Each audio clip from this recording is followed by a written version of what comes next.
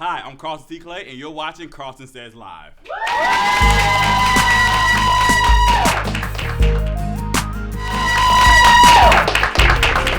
Welcome to another episode of KARLTON Says Live. As I said, I am Carlton T. Clay. We are joined by two extravagant people. They're doing great things here in the CSRA. I want to introduce, she's a local reporter and anchor. We have here Miss Renetta Dubose. Yes, so everybody clap it up for her, please. All right, and also he is the creator of Augusta on the Rise, and he's also a local entrepreneur. He's also chasing the world. He's a revolutionary in the making. We have my cousin, Neil Blair. How y'all doing today? I'm good. All right. Good. How are you? I'm here. Thank y'all so much for joining me on today's episode of KARLTON Says Live. I really, really appreciate it. No problem. We're going to have some real good conversation here. Again, our rules here at KARLTON Says Live, there are no opinion bullies. Everybody's opinion is important, and we value that, okay? So feel free to talk openly, and we're excited. All right? So let's get into it. Last week's episode of KARLTON Says Live, we got a little bit into the Flint, Michigan water situation. We kind of had to cut it short due to time, but we want to spend some time talking about this because it's a very, very, very important issue. But before I do that, I must say that we lost a pioneer, not just in music, but just in our world. Maurice White of Earth, Wind & Fire, he passed away.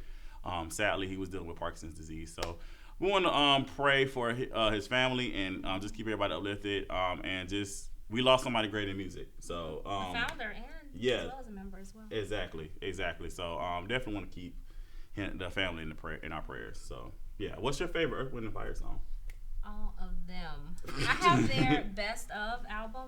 It's a 2 CD situation, and definitely Reasons. I like them all. I can't even name one, but I like them all. Awesome. Neil, y'all favorite Earth, Wind & Fire song? Oh, the songs that I do know, that's a little out of my era. The songs that I've heard, I like them. Cool. Well, yeah, definitely. Again, just keep the family in our prayers. Just listen to your favorite Earth, Wind & Fire song as we remember his life and his legacy. All right. So back to the topic at hand. We are talking about Flint, Michigan, the water crisis that is going on there.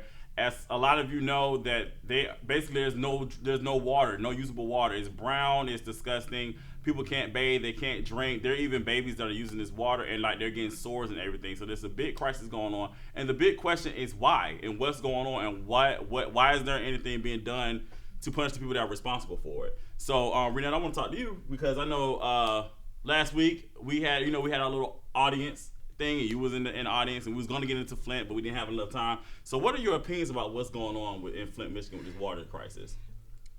I think that a lot of times, we have in government lack. We have areas where we're not able to see a lot of funding go to particular areas. We have in every city, especially urban cities, there's just some type of lack somewhere. I can't even begin to point fingers or explain what happened, why these people were let down, but we see it all the time. But I guess speaking as a journalist, what I can say about Flint is, there's so many stories about how people have been impacted by the water crisis.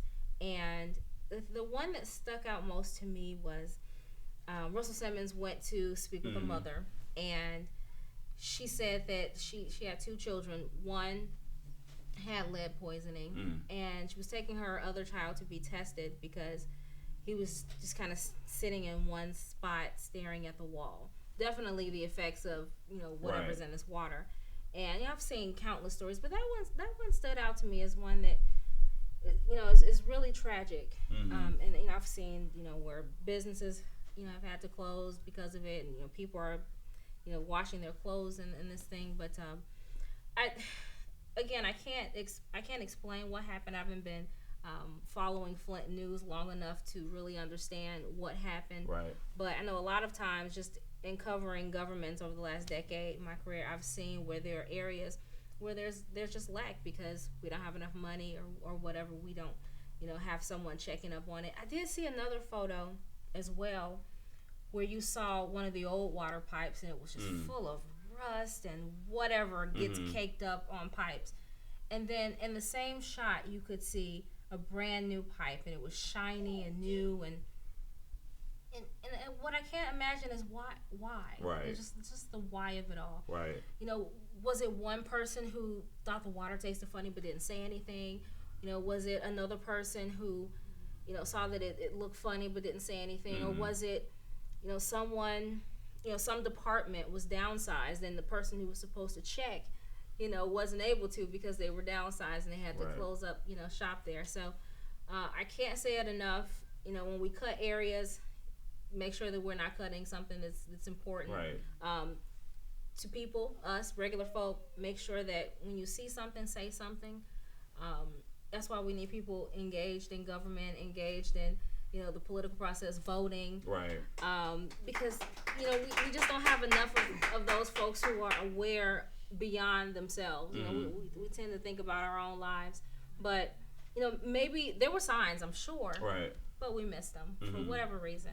And so I can't say it enough. People just, say something when you see something, be involved in your governments, be involved in what's going on, because I think that somebody dropped the ball. Right. And I'm not just going to blame the government, but I'm going to hold the people who are drinking this water accountable. Well, it just makes you think, like, we could be Flint. You see what I'm saying? Like, it really opens your eyes and you're just like, it could happen to any of us. Mm-hmm. So you're right. I just think we need to hold our government accountable at the same time we need to hold ourselves accountable too. Mm-hmm. Neil, what do you think? I mean, a lot of people are probably asking, what can we do? Like here, like if you're here in Augusta, for instance, what can we do to help the people of Flint? What do you think that we can do to help them? Well, my thoughts on it is, man, it's like I can't even trust our water. You get what I'm saying? Like, how can something like this go unseen? You get what I'm saying? Like, federal, like government, citywide, like just like she said, like someone is to blame for this. This is really a big deal. And I was thinking like you too, like how do I know my water is safe? You get what I'm saying? I drink it every day, but how do I really know it's safe? Like, where were the scientists? Like, where were the people that were supposed to be like looking over this, or just watching this type of stuff? So I'm just confused on it really. So so what do y'all think we can do? Like, what can we?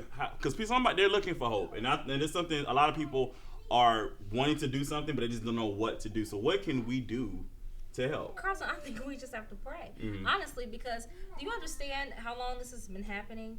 The effects of what's going on. We're seeing some of it, like the story I told about the kids who already have lead poisoning. I mean, and I didn't come up with this, but I was, I saw a friend post something, I think on social media, and she was spot on with how serious this is. The bottles of water, nice, but honestly it's like putting a Band-Aid on a gunshot wound to the head. It's not gonna help overall. Over time, these people need some for real medical care. Right. They've been poisoned for I don't know how long. We don't know how long this has really been going on, but they have been poisoned. They have been drinking this. They have been bathing in it. It's been going through their pores. They've been washing their clothes in it and putting these clothes back on, cooking with it. Yeah. Everything that you would think. Oh my gosh, I can't even imagine. This has been coming through their pipes. So if you really think about it, their bodies are affected. They need prayer, and who knows how many businesses have been lost. So people's finances are messed up. If they try to go somewhere else and take out a loan, get a car, get a home, their credit is jacked because they've been affected financially by this. Because I also read I read a report, an article saying even if you don't pay, they're still charging them for their water bill. Now that's ridiculous. Right. Now I'm like, that's crazy. Their credit's jacked because and I mean, this just goes. They're not going to get out of this anytime soon. They're not going to get out of this anytime soon. So we need to pray for their finances. We need to pray for their health, their mental health, because it's just mind blowing. My mind would be going crazy just thinking that I'm affected by this in so many ways, and I can't, live for real. So prayer. Yeah, prayer, definitely. Yeah, but those bottles of water. No, I mean really. Every little bit helps. Thanks for my Evian. But every little bit helps. Seriously, I've been poisoned for months. But every little bit helps, though. No. It's like saying, you know what? I know you $20,000 in debt with your student loans, but here's $1. Hey, I'll take it. Sure, I'll take that $1. I'm $1 richer. Well, yeah, you can eat McDonald's and die then from eating that bad food. How is it really gonna help? You are $20,000 in debt. You can't get a home. You can't get a car. Right. You're messed up. So that's what I'm saying. It's like putting a Band-Aid on a gunshot wound to the head. Well, for those are affected in ways that we will never understand. Well, for those who want, if you still want to help, I'm sure every little bit helps. I'm sure they will appreciate the bottled water. Definitely, we have a website up right here, lower third. You can see that you can help out. Here's the website. Check it out. We have to take a break. We are going to break down voting. It's a very important election year, and you need to be informed. So we're going to break it down. We have a guest, Jordan Johnson, going to break everything down for us. You're watching KARLTON Says Live. We'll be right back.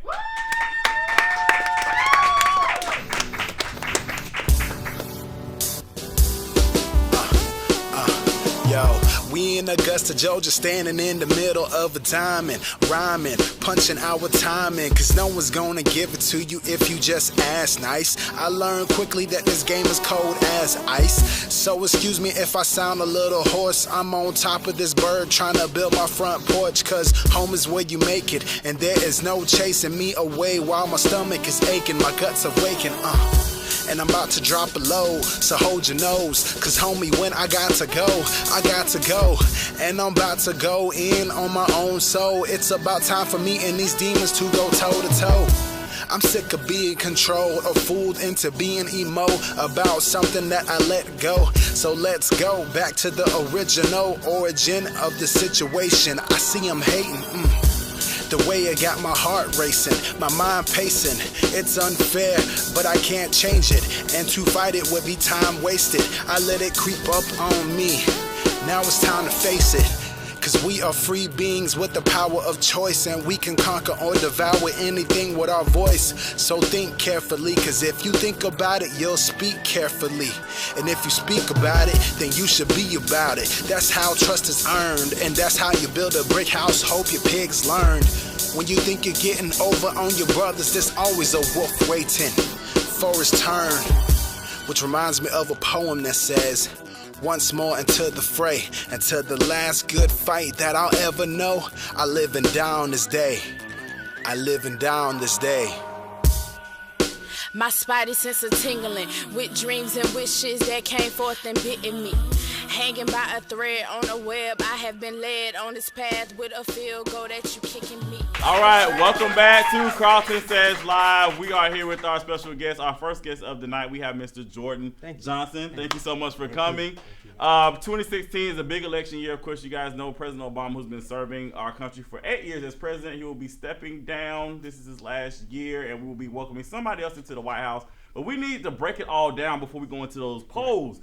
So for some of us, might be a little confused, or some of us may not know who to vote for. Like, if to be honest, I'm gonna be honest here. I honestly don't know who I'm gonna vote for. I know who I'm not gonna vote for, but I don't know who I'm gonna vote for. But I really want you to break it down. Okay. My question for you: I know we just had the Iowa caucus and everything. What is the caucus? Like, why is the caucus so important? Like, what is that? Break that all down, because I don't understand any of that, honestly. Okay. Well, first of all, thank you for having me on tonight. It's always fun to be around. But basically, you know, when it's election time, it's election season, where like you said, President Obama's leaving. I think we're all going to be walking around crying after he leaves out of office. I'll be first to admit. But basically, right now we have a whole slate of new candidates running for president, and you have caucuses and you have primaries. And the main purpose for these caucuses and primaries are to lessen the pool. You know, to say in lesser words, lessen the pool. So some states have caucuses and some states have primaries in a way of selecting a nominee for the political party. Okay. Caucuses are more, I don't want to say exclusive, but basically it's a gathering of voters. They come together by political party, by civic group, by business, and they pretty much they decide who they're gonna support as a candidate. Each candidate gets delegates based off of how many ever caucus votes that they get. And those delegates are awarded to them so that, of course, they can go to a national convention, which this year will be in Philadelphia. Okay. And the candidate will be elected as the nominee for their party. Okay. Whereas in a primary, you would have, like Georgia. Georgia's a primary state. Okay. Everyone can go to the polls and vote for whoever they want, Democrat, Republican, whatever the case may be. So certain states have caucuses, certain states have primaries, but they're both elections to decide who's going to be the party nominee. Thank you for explaining that, because I definitely did not. I was so confused. Well, so we vote in the primary. Right. So, okay. Right. We vote in the primary. Gotcha. Okay. Renee, you had a question? So I know just from talking with you earlier that you are a Hillary Clinton supporter. I am. You're black. Yep. Your president is black. Why not Ben Carson? Well, I'm a Democrat for one thing. I know you're a Democrat, Yeah. but why not support black? Well, I mean, it's not enough to just say, I'm black, I'm going to support black. Ben Carson is good for what Ben Carson does. I like Ben Carson as a doctor. Ben Carson separated conjoined twins. He's a Black history figure right off the top. But before I could support Ben Carson as a presidential candidate, which I don't think I ever will, I had to look at Ben Carson's politics. And there isn't anything that Ben Carson says to me that would make me want to, rally behind him as being my presidential candidate. What's his biggest mistake? That's a good question, and I really can't say that. I don't really know what his biggest mistake is. I just know that he's not. He's having a hard time connecting with everyday voters. In order to win this election, you're going to have to connect with the workers. You're going to have to connect with middle class. You're going to have to connect with lower class. And I think that's Ben Carson's biggest issue right now, being able to connect with everyday voters versus just his party affiliates. That's the biggest situation. That's his biggest downfall, in my opinion. It's kind of hard to say, but he's not appealing to me at all. So even if I was a Republican, following Republican values, Ben Carson still wouldn't float my boat, if you know what I mean. Yeah. Well, for all the conspiracy theorists out there that say basically, voting is not necessary. They already have who they're gonna have in the presidency. Like, how do you feel about that? There are conspiracies everywhere. I read on Facebook that of a conspiracy saying that the air we breathed was a gas from the government that made us see the world only how the government wanted us to see the world. So, I can't really, and I can't really, fix my mind around conspiracy theories. But what I will say is that if you don't think your voice matters, maybe you're part of the problem. That may kind of raise some eyebrows a little bit, but every vote counts. That's cliched. We hear that every election season, that every vote counts, but that's extremely important. We had an election in the Atlanta area, a state senate election, and our Democratic candidate was a fine candidate, wonderful candidate, but she lost by a huge margin of votes in a heavily Obama district. I believe it was 70% went to President Obama. So I don't think that candidates are already chosen. It's about which candidate works the hardest, which candidate is appealing to everyday voters, like I said once before, which candidate is raising the most money. Like I said, if you don't think your vote counts, that's a sad thing. But I think that if you join the Young Democrats of Augusta, Richmond County, we can help you understand, that your vote matters. So explain, because this is something we learned in high school. I know I've kind of forgotten it. There's a thing called electoral college. Right. Explain that, because I know, like I said, it's like we vote, but then it goes to a college, and then the college go to the. And they get a degree, and then you tried it. But explain that process. What exactly is that? Okay. Well, first of all, the electoral college isn't a place. We think that it's a place. It's not a place. Electoral college is a process. Okay. Just like when we vote, we go to the polls, we cast our ballots for the person that we want to serve as president. That's what happens with the electoral college. Each state is giving electoral voters. They are, I forgot the correct name for it, but you get it based off of how many congressional members you have. So for every congressman you have in the House of Representatives, you get one electorate, and for the Senate, each senator you get two electors. And so it's roughly about 538 electoral votes that goes out. The president needs 270 to win.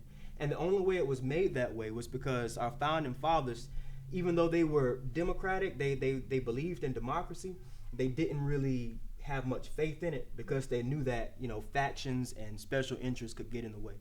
And so whereas the popular vote goes to President Obama, 9 times out of 10 that electoral vote is going to go to President Obama as well. Now in certain situations we don't see that, but 9 times out of 10 it happens, because what takes place is that each person who goes and becomes that electoral delegate, they make a vow to go with their party for one thing, and then they go with the popular vote. Do you know who these people are in Georgia? No, I don't. Have you met any of them? Taking them lunch? I may have, but we just don't know. I may have met them, but no, I don't know yet. Okay. Yeah. We should find out. I think I'm gonna try. But yeah, the electoral college is not a way of saying, our vote doesn't count. It's just another way of saying, okay, this is a valid election. The Congress will vote and validate each electoral vote, and it'll be announced. Okay. Yeah. Renee, do you have another question for him? I think that's why people feel like their vote doesn't count. What you were saying, because they feel like there are already these people in place who are going to vote. And so there are some people who have already said, I don't like any of the candidates. I'm not voting. I don't think it really matters anyway. What do you tell those people? That's why I mentioned about who the electors are. Who are these people that I don't know who they are, but how do you convince people you need to vote? Right. You have to make it relevant to that person wherever they are. You can't come to me and talk to me about roads. Roads are bad. Something that has no effect on me. Something that doesn't matter to me. Like one thing with Bernie Sanders, and I may make someone mad by saying this, but it's okay. The reason Bernie Sanders is gaining the steam that he's gaining is because he's targeting everyday young voters. He is winning with young people, right? Whereas Hillary is popular among some of the other folks, but Bernie, right, as old as he is, and that's the thing. That's the thing. You have to be able to connect with voters where they are. I can't come to you and talk to you about why the sky is blue if you don't even care about why the sky is blue. Certain situations don't matter. Right. But if I'm a college student and you're telling me that you want college tuition to be free so that I don't have to be I don't have to be in debt, of course you're going to gain my attention. And so some things that presidential candidates talk about are just simply talking points. Some of them have no substance, and some of them are full of substance. So I just think that if a person doesn't know which candidate to vote for, they need to really look long and hard into each candidate. Because how do they do that? What's the quick, dirty, easy way to do that? Well, you need social media for one thing. Today, social media is king.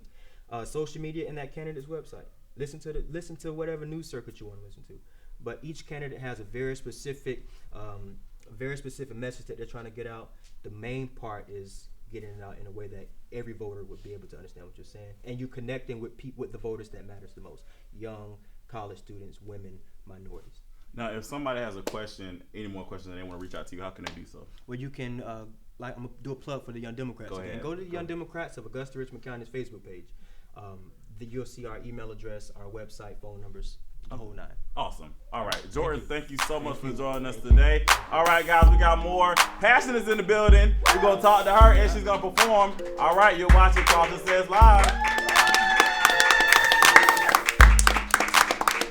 What are you doing today? I don't know. Be creative. All right.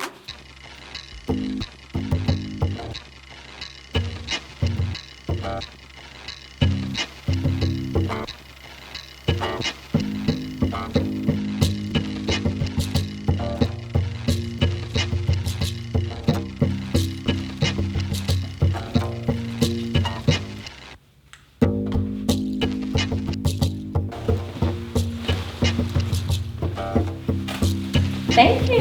You're so welcome. See you next time. So Clay's Haven of Beauty. One-on-one care for your hair.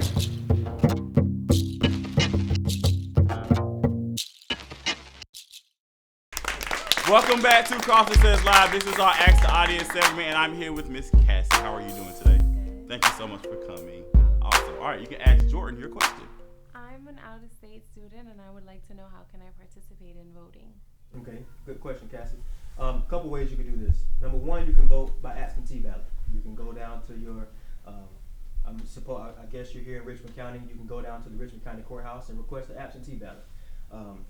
Or you could re-register. So if you see that Augusta is a place that you want to be, or let's just say after you graduate, you could re-register in Richmond County. You can change your voter registration information for Richmond County votes. If you want to vote back in your home election, you can once again absentee ballot. So just go and if you go down to the courthouse and ask for the absentee ballot, request one at the Board of Elections, they'll make sure that you get everything you need. Awesome. Good question. Awesome. Thank you. All right, Mr. Earl, come on up here. Mr. Earl was with us last week, and he's back again this week. All right, come on closer. All right. Earl, what is your question for Mr. Jordan? Okay, well, when the campaigns first started, there were two radical candidates that people said wouldn't even be relevant. There's Bernie Sanders on the left, and then there's Donald Trump on the right. How would you explain their rise to power? Like, what does that tell you about the American people? And they're saying what people want to hear. Donald Trump supporters are, I don't want to bash Donald Trump supporters. I do. But Donald Trump supporters are they're Bernie and Donald are saying what their supporters want them to say. They're saying what people are thinking, but they just don't say it. Donald Trump, he got up and criticized Ben Carson about his stabbing incident.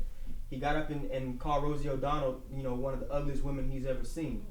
You know, so maybe someone else feels that way. You know, he's outspoken. They're both of them are outspoken. They're very free-spirited. So I think that by saying that they didn't have a chance, that was a kind of shot in the foot for anyone to say. Because for one thing, you have to take Bernie and Donald very seriously. Right. They're gaining ground, and people are noticing what they're saying. And, you know, believe it or not, certain people feel the same way that they feel. And so, like I said, I just feel like they're saying what people want to hear. And, you know, if I tell you that, you know, your outfit's the best outfit in the world, you're going to love me. You know, so people vote based off of how they feel, not necessarily how, you know, relevant an issue is. And that's the sad part about it. Right. You have a section of people who do vote based off of issues, and then you just have people who vote based off of feelings. And Donald and Bernie are gathering voters based off of feelings, you know. So the main thing is y'all better take these candidates seriously, because they could be the next president, and there's one of them we don't want. Thank you. All right, we'll be right, one of them. All right, we'll be back. Passionate is joining us next on KARLTON Says Live.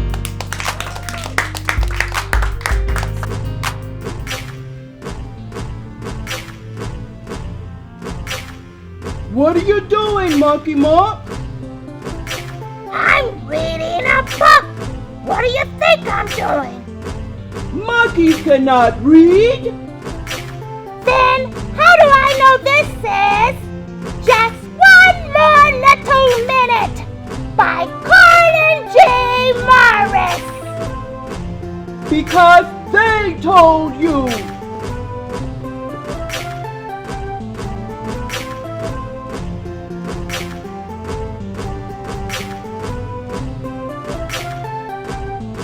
Just One More Little Minute, a children's book by Carlton G. Morris. For more information, email cgmorrisbooks@gmail.com. Get your copy today. All right. Welcome back to KARLTON Says Live. I'm here with my very good friend, Passionate. Hey, how you doing, girl? Thank you for coming. Thank you for having me. Yes, all right. So, Passionate. The singer of my favorite song, Lord, You Are My Shepherd. Yes. Well, here's some news, guys. Passionate is changing her sound. So, what is the new sound? It's more since I've evolved. With life comes growth. With life comes change. And instead of being so afraid of stepping out of my brand, instead of stepping out of my market, I've decided to embrace my growth, embrace my change. And so it's going to be a little rough, little new sound for your ears. It's still acoustical, but it's, I'm going to be more expressive. Okay. Yeah. Okay. Way more expressive. Yeah. And just deal with, you know, everyday feelings, everyday life, and how we feel as women and what we want to say but we don't say. Sometimes I feel like we can candy coat it with beautiful words, make it sound so nice and pretty about life, but it can get rough sometimes, and I want to express that. Yeah, you're right too. I mean, it's here. You want to get it out. I understand. We have things that we want to talk about, but we're afraid of what people are gonna say. Right. And we gotta step outside of that and be like, you know what? If you rock with me, you rock with me. If you don't, it's all good. So 2016 is the year to do what you want to do and do what you need to do. And do it well. Hey, all right. Hey. Y'all have any questions for Miss Passionate here? I have 2 questions, and you can answer them quickly. Have you seen Brown Sugar? My first question is, when did you fall in love with music? And then I want you to tell me how you feel music, and let me explain. I know when a song came out based on how I felt, what age I was, what class I was in, whatever. So tell me when you fell in love with music and how you feel. How do you feel music? So deep. To be honest, I fell in love with lyrical content first. I fell in love with words. And it was when I first met my daughter's dad that he made me fall in love with words. I like melodies, but my passion was for the words. So I started out as a poet. So eventually, I was like, let me try music with it, combined with the poetry, and that's was when I was in college. I wouldn't say the love was there. It was more for showcasing purposes. Like, look what I can do. Let me show y'all what I can do. But the love actually came, I would say, 2 years ago when I thought I lost it. I realized what I had. And that's when I fell in love with music. Yeah, what you got to and I've been doing it for years. Yep. The love came when I was pregnant with my son. People turned their backs on me. And I was like, look, just because I'm pregnant doesn't mean I can't play music. It's still there, you know? So when I realized it was gone, I realized I live it. How do you feel it every day when you pen something, when you play something? How do you feel it when you hear something? When I hear certain songs, I like this song Here. I don't know how to pronounce her name that well. Elisa Cara. We'll go with it. When she's like, why am I doing here? I relate to that song so well. So when the lyrical content is there, I feel it. If there's no substance, I don't care how tight the beat is, I don't feel it. So you must have loved TLC because they. So you don't dab. They are so wordy. I'm trying to learn how to do it. Neil, you got a question for Passionate? Yeah. I know you said you're changing your sound. Like what made you come to that point to where you gotta where you're changing your sound, and what was the breaking point? You was like, okay, I'm doing it now. The breaking point was when the help that I had was kind of, they left me to the curb, they left me to the side, and I'm reaching out and nobody would help me, and I was like, y'all instead of me, so instead how y'all feel about me, you get what I'm saying? So it made me get out of the shell of protection, of fear. So that's done, and this happened like 2 years ago too, so I was like, you know, hey, let me do me. I love it. Freedom. Yes. What artists do you relate to? Like what artists do you relate to or draw inspiration from? I draw inspiration from Lauryn Hill and NDRE. Yes. All right. Well, we're gonna hear from Miss Passionate after this break. We'll be right back. You're watching KARLTON SAYS Live.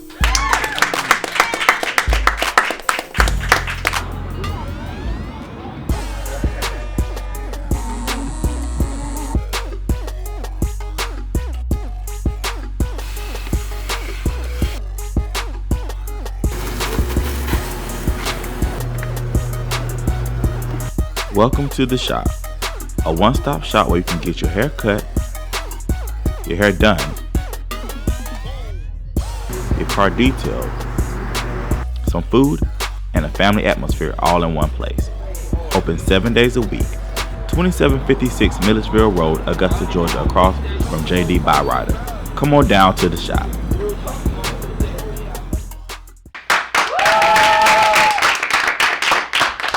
Give it up and show your love for Passionate.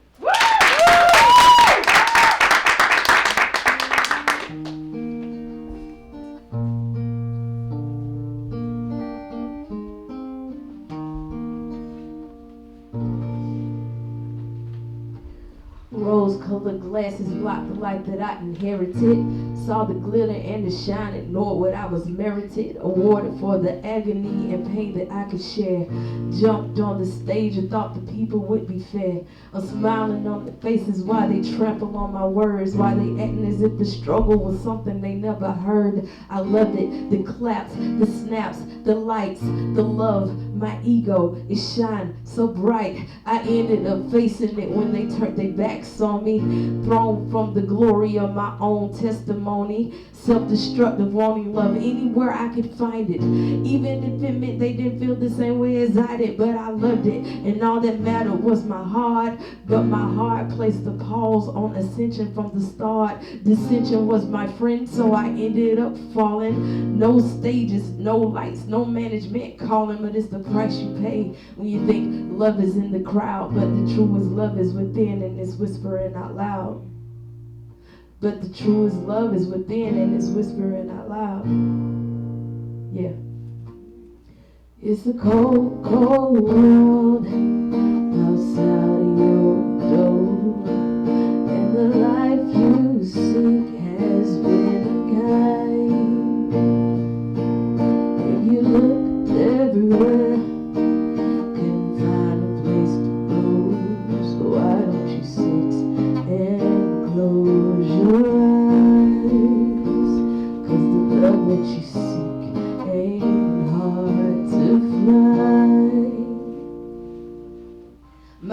was to give something that I never had. Jumped in front of the mic, unrehearsed, to disperse my hurt in verse. My first stop, church, hypocritical lions roared. This ain't your avenue, this ain't what we looking for. So the search began to find some friends to just fit in. Erase the way you think, jump in the machine and let's begin. Sing this way, that way, don't speak. Put this on, that on, just leave. And if you can't be what we want you to be, more than human is befitting. You can do it, just believe. In all these false promises, they come with a price. And if you can't pay the fee, you have no right to the mic. But in my darkest hour, my words clenched my wrist, my hands formed a fist, and my pen ignited this. And every validation I thought I needed was past. I found the strength I needed. I turned around and just laughed. It's a cold, cold world out there. Make sure you keep warm. Yeah.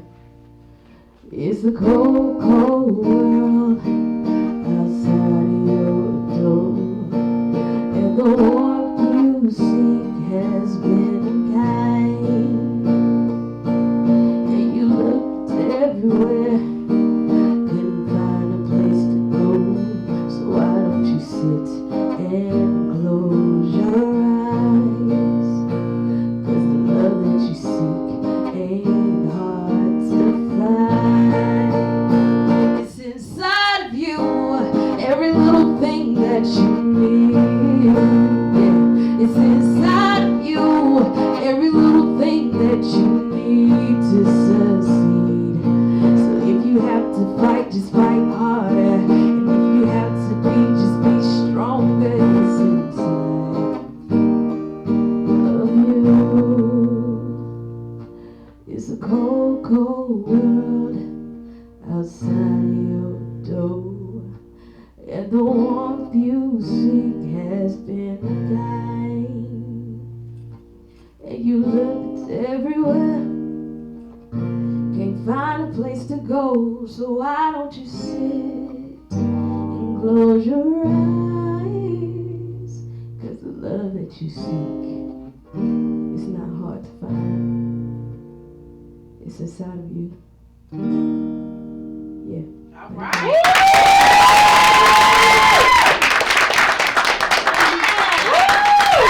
Let's give it up one more time for Passionate! Yes! That was nice. I love it. I love it. All right, Passionate, if people want to reach out to you, how can they do so? We're looking right here, y'all.